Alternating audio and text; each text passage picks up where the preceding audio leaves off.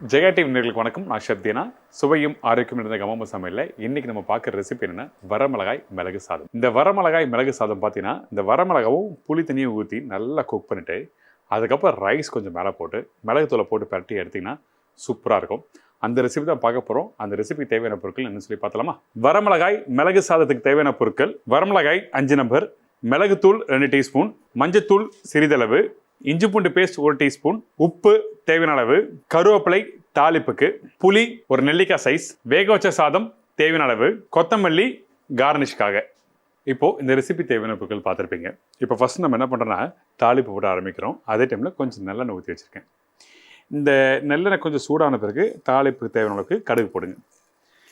இந்த ப்ரிப்பரேஷன் பண்ணும்போது அந்த கடுகு பொரிஞ்ச பிறகு வரமிளகா போட்டுரும். வரமிளகாவை இங்கே பாருங்கள், சின்ன சின்ன பீஸாக கட் பண்ணி வச்சுருக்கேன்.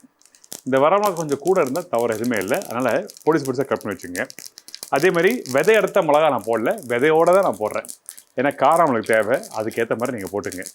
காரம் கொஞ்சம் இருந்தால் தான் சாப்பிட்றதுக்கு நல்லாயிருக்கும்.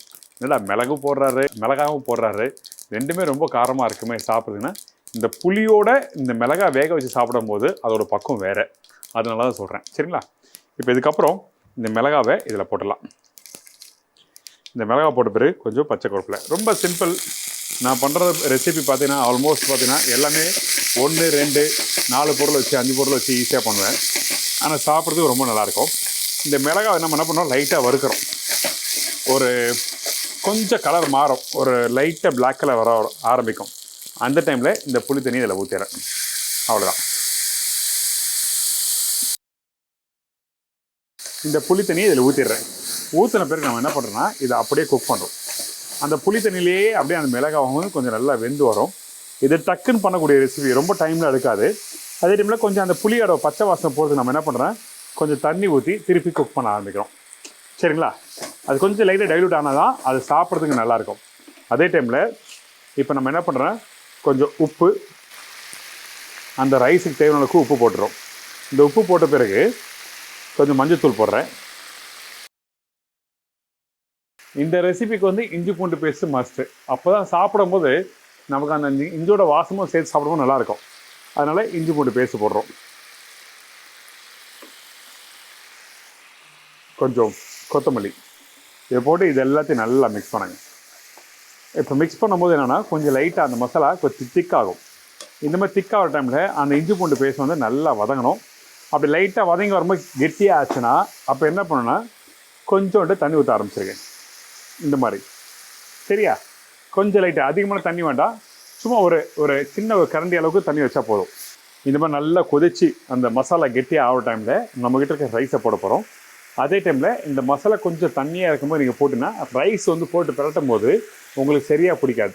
அதனால் நல்லா ஒரு கெட்டித்தன்மை வரணும். இந்த மாதிரி நல்லா அந்த மசாலா கெட்டி ஆகணும். ஆன பிறகு இந்த ரைஸ் இருக்குல்ல, இந்த ரைஸை இதில் போடுறேன். நான் பாஸ்மதி ரைஸ் யூஸ் பண்ணுறேன். உங்கள் வீட்டில் நீங்கள் பொன்னி ரைஸ் இருந்தால் பொன்னி ரைஸ் யூஸ் பண்ணிக்கலாம், சரிங்களா? கொஞ்சம் கொத்தமல்லி திருப்பியும். இதுக்கப்புறம் கடைசியாக இந்த மிளகுத்தூள், இந்த மிளகுத்தூளை தாராளமாக போடுறேன். போட்டு பேனில் டாஸ் பண்ண போகிறோம். இந்த டைமில் அடுப்போட ஃப்ளேம் ஹை ஃப்ளேமில் இருக்கணும், டாப்பில் இருக்கணும். அப்போ தான் மிக்ஸ் பண்ணுறது கரெக்டாக இருக்கும்.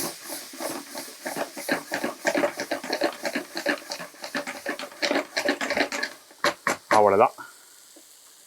சுட சுட சாப்பிட்றதுக்கு வரமிளகாய் மிளகு சாதம் ட்ரை பண்ணி பாருங்கள், சூப்பராக இருக்கும். இப்போ ரெடி ஆகிடுச்சு. ரெடி ஆனதை ஒரு சின்ன பிளேட்டில் மாற்றிடலாம்.